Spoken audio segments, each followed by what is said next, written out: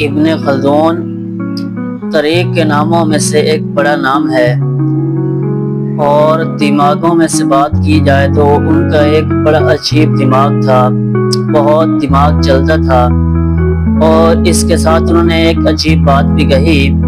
وہ کہتے ہیں کہ مجھے حکمرانوں اور غلاموں میں سے کسی ایک کو مٹانے کا اختیار دیا جائے، ظالم حکمرانوں کو یا غلاموں میں سے کسی ایک کو مٹانے کا اختیار مل جائے تو میں غلاموں کو ختم کروں گا، غلاموں کو قتل کروں گا، غلاموں کو نصف نبود کروں گا۔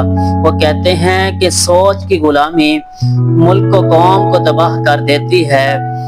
اس سوچ کی غلامی سے نکلیں، اپنی آزاد زندگی جئیں، اسلام کے مطابق زندگی جئیں، شریعت کے مطابق زندگی جینے کی کوشش کریں۔